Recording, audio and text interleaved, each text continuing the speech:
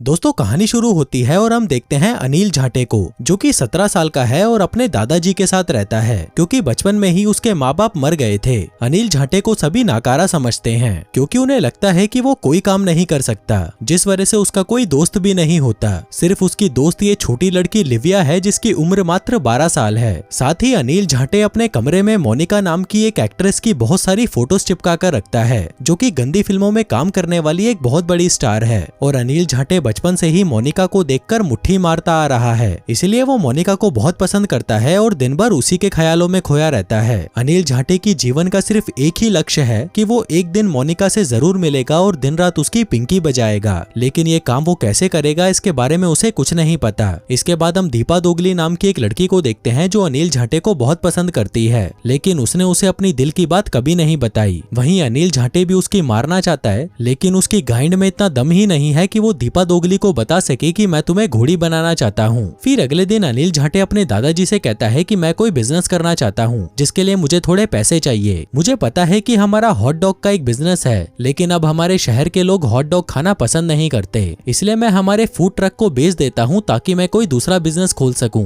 लेकिन इस पर उसके दादाजी मना कर देते हैं, कहते हैं कि भीसड़ी के इसी फूड ट्रक से हमारा घर चलता है और तू इसी को बेचने की बात कर रहा है। लेकिन अनिल झाटे उनकी एक नहीं सुनता और अगले दिन उस ट्रक को बेचने की एड लगा देता है। फिर कुछ देर बाद उसकी एड को देखकर एक आदमी उसे कॉल करता है और कहता है कि मैं तुम्हारा फूड ट्रक खरीदने के लिए तैयार हूँ, लेकिन ट्रक देने के लिए तुम्हें मेरे घर पर आना होगा क्योंकि मैं उसे वहाँ पर लेने नहीं आ सकता। अनिल झाटे कहता है कि तुम्हारा घर मेरी लोकेशन से बहुत दूर है, मुझे सोचने का थोड़ा वक्त दो, मैं तुम्हें बताता हूँ। लेकिन जैसे ही वो उस आदमी का एड्रेस देखता है उसे पता चलता है कि इस शहर में तो मोनिका का शो होने वाला है। अनिल झाटे को लगता है कि मोनिका से मिलने का इससे अच्छा मौका उसे दोबारा कभी नहीं मिल सकता, इसलिए वो अपने दादाजी से कहता है कि मैं ट्रक लेकर किसी काम से जा रहा हूँ। जिसके बाद वो उस ट्रक को लेकर उस शहर में पहुंच जाता है जहाँ के क्लब में मोनिका का शो होने वाला था। आगे वो उस क्लब में पहुंच जाता है जहाँ का माहौल बहुत ही अजीब था। तभी एक लड़की उसके पास आती है और उसे गर्म करने की कोशिश करने लगती है। दरअसल वो पैसों के बदले अनिल झाटे से अपनी पिंकी पिटवाना चाहती थी, लेकिन अनिल उसे मना कर देता है और कहता है कि मैं तो बस यहाँ पर मोनिका का शो देखने आया हूँ, वो यहाँ पर कब आएगी।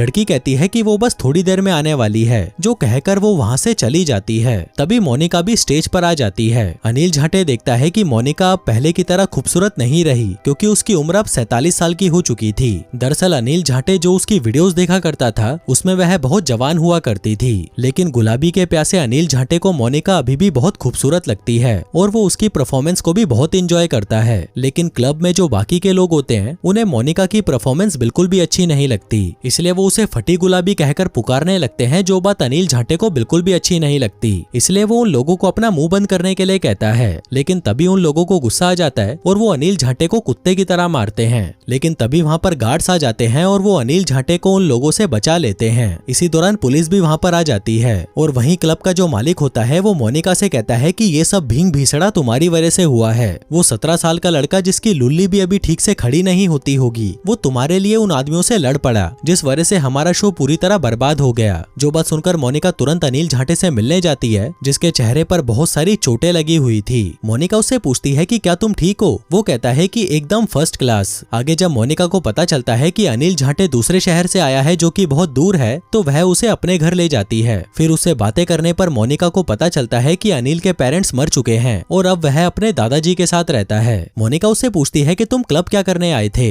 वो बताता है कि मैं तुम्हें देखने आया था, मैं तुम्हारा बहुत बड़ा फैन हूँ और तुम्हें ही देखकर मैंने मुट्ठी मारना सीखा है। अनिल झाटे देखता है कि मोनिका की जिंदगी अब पूरी तरह बदल चुकी है, क्योंकि जब वह जवान थी तो उसके पास बहुत सारा काम और पैसा था और हर आदमी उसी की मारना चाहता था, लेकिन अब ना तो उसके पास पैसा है और ना ही कोई उसे पसंद करता है। इसके अलावा उसका पति भी उसे छोड़कर जा चुका है और उसकी एक बेटी भी है जो उसके पति के साथ रहती है। क्योंकि मोनिका के पास इतने पैसे नहीं है कि वो अपनी बेटी की परवरिश ठीक से कर सके, इसलिए वह क्लब में छोटे मोटे शोज करती रहती है। वो बताती है कि मुझे कैसे भी करके बहुत सारे पैसे कमाने हैं और अपनी बेटी की कस्टडी वापस लेनी है ताकि मैं उसे पढ़ा लिखा कर एक अच्छी जिंदगी दे सकूं, ऐसी जिंदगी जो मैं कभी नहीं जी पाई। लेकिन मैं जहाँ पर भी काम मांगने जाती हूँ वहाँ के लोग मुझे गंदी नजरों से देखते हैं और मुझे घोड़ी बनाना चाहते हैं, इसलिए मजबूरी में मुझे ऐसे सड़े हुए क्लबों में काम करना पड़ता है। वहीं मोनिका की बातें सुनकर अनिल झाटे भी बहुत हैरान हो जाता है, क्योंकि उसे लगता था कि मोनिका एकदम रईसों की जिंदगी जीती है और उसके पास किसी भी चीज की कोई कमी नहीं है, लेकिन मोनिका की जिंदगी के तो घोड़े लगे पड़े थे।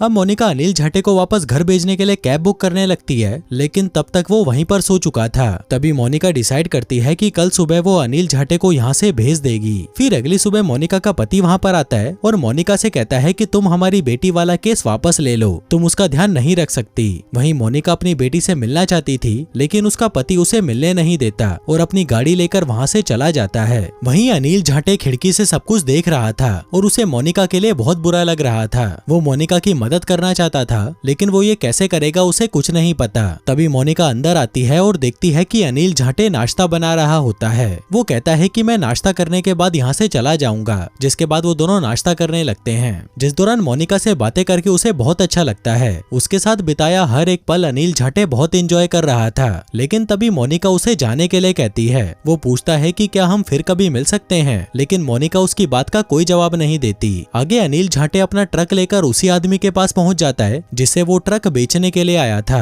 वहीं उस आदमी को भी वो ट्रक बहुत पसंद आता है और वो आदमी उसे चेक फाड़ कर देने लगता है। लेकिन अनिल झाटे उसे कहता है कि मुझे पैसे कैश में चाहिए। कालिया कहता है कि मेरे पास अभी कैश नहीं है, अगर तुम्हें कैश ही चाहिए तो तुम्हें कुछ दिनों बाद आना होगा। वहीं अनिल झाटे भी उसकी बात मान जाता है और उस ट्रक को लेकर वहाँ से चला जाता है। आगे उसके मन में मोनिका से मिलने की चूल सी मचने लगती है, इसलिए वो सीधा मोनिका के घर पहुँच जाता है। लेकिन मोनिका घर पर नहीं होती। वह उसे ढूंढता हुआ मार्केट में पहुँच जाता है, जहाँ पर उसे मोनिका दिखाई देती है जो कि शॉपिंग कर रही थी। हम देखते हैं कि वो एक बहुत बड़ी शराब की बोतल खरीदती है, क्योंकि वो अपनी जिंदगी से बहुत परेशान है। इसलिए वो अपना दुख कम करने के लिए दिन भर शराब पीती रहती है। अब मोनिका उस शराब की बोतल को पूरी पी जाती है और उसे बहुत ज्यादा नशा हो जाता है। वहीं अनिल झाटे उसकी मदद करता है और उसे उसके घर पर वापस ले आता है। वो उसे बेड पर पटकता है, लेकिन उसकी बिना मारे ही चुपचाप वहाँ से निकल जाता है। अगली सुबह वो एक बार फिर मोनिका से मिलने जाता है, लेकिन वहाँ पर उसे पता चलता है कि मोनिका तो अपनी बेटी के स्कूल गई है। अनिल झाटे भी उसके पीछे पीछे जाता है, लेकिन वहाँ वो देखता है कि मोनिका दूर से अपनी बेटी को देख रही थी। तभी वहाँ पर उसका हरामी पति आ जाता है और अपनी बेटी को लेकर वहाँ से चला जाता है। वहीं ये देखकर मोनिका की आंखों में आंसू आ जाते हैं।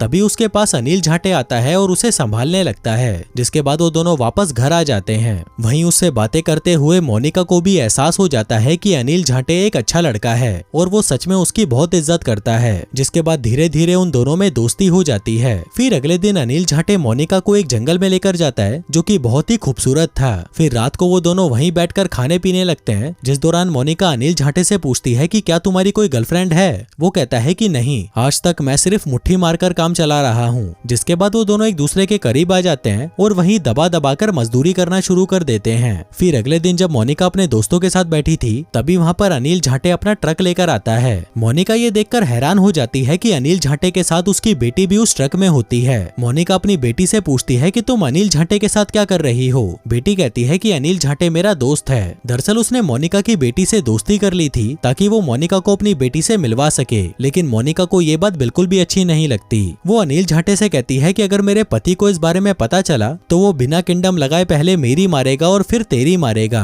अनिल झाटे कहता है कि मैं तो सिर्फ तुम्हारी मदद करना चाहता था। मोनिका कहती है कि तुम मेरे कोई बॉयफ्रेंड नहीं हो, एक रात के लिए तुमने मुझे घोड़ी क्या बना दिया, तुम तो मुझे अपनी बंदी ही समझने लग गए। अब चुपचाप अपनी गाइंड उठाओ और यहाँ से चलते बनो। अब ये बात सुनकर अनिल झाटे को बिल्कुल भी अच्छा नहीं लगता और वो चुपचाप वहाँ से चला जाता है। जिसके बाद वो अपना ट्रक लेकर उस कालिया के पास जाता है जिसको वो ट्रक बेचना था। कालिया पूछता है कि तुम इतना लेट क्यों आए हो। अनिल झाटे कहता है कि मैं कहीं पर फंस गया था। दरअसल मैं एक औरत से बहुत प्यार करता हूँ और उसकी पिंकी बजाना चाहता हूँ, लेकिन वो मुझसे बिल्कुल प्यार नहीं करती। जो कहकर वो अपने सारे पैसे लेकर वहाँ से चला जाता है। दूसरी तरफ हम मोनिका को देखते हैं जो एक मजदूरी वाली फिल्म को शूट करने की तैयारी कर रही थी, जहाँ 4-5 ठाडे ठाडे आदमी उसकी मारने वाले थे। वैसे तो मोनिका ये काम नहीं करना चाहती थी, लेकिन अपनी बेटी की कस्टडी वापस लेने के लिए वह कुछ भी करने को तैयार थी। तभी अचानक अनिल झाटे भी वहाँ पर आ टपकता है। वो सिक्योरिटी को कुछ पैसे देकर अंदर आ जाता है और सीधा मोनिका के पास चला जाता है। वहीं मोनिका भी उसे देखकर हैरान हो जाती है। तभी अनिल झाटे उसे एक पेपर देता है जिस पर लिखा था कि मैंने पुलिस को इन्फॉर्म कर दिया है, तुम चुपचाप यहाँ से निकल जाओ। जो पढ़कर मोनिका सिगरेट पीने के बहाने वहाँ से चली जाती है। फिर कुछ देर बाद पुलिस भी वहाँ पर आ जाती है और उन सभी को दबोच लेती है। इसी सब में पुलिस अनिल झाटे को भी पकड़ लेती है, पर क्योंकि वो सिर्फ 17 साल का था तो पुलिस उसे अरेस्ट नहीं करती। वो उससे पूछती है कि तुम यहाँ पर किसी को जानते हो।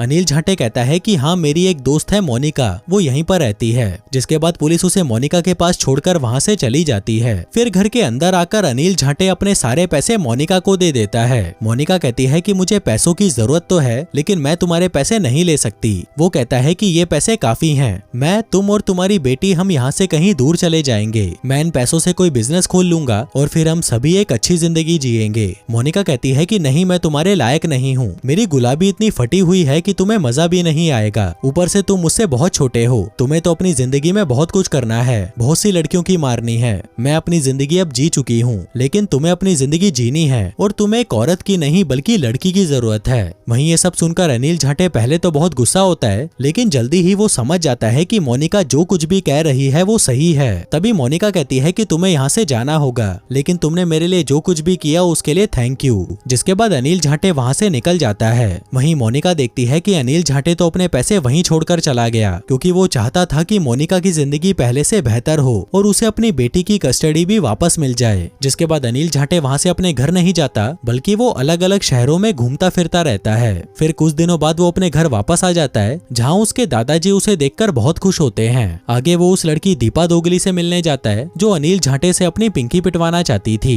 तभी दीपा दोगली अनिल झाटे को प्रपोज करती है और अनिल झाटे भी उसे हाँ बोल देता है। जिसके बाद वो दोनों दबा दबा कर एक दूसरे के साथ मजदूरी करते हैं। वहीं मोनिका से मिलने के बाद अनिल झाटे को अपनी जिंदगी का मतलब समझ आ चुका था और साथ ही उसे ये भी पता चल गया था कि फिल्मों में अपनी मरवाने वाली लड़कियों की जिंदगी भी आम होती है और उनकी जिंदगी में भी दुख और परेशानियां होती हैं। और इसी के साथ ही दोस्तों ये कहानी यहीं खत्म हो जाती है। धन्यवाद।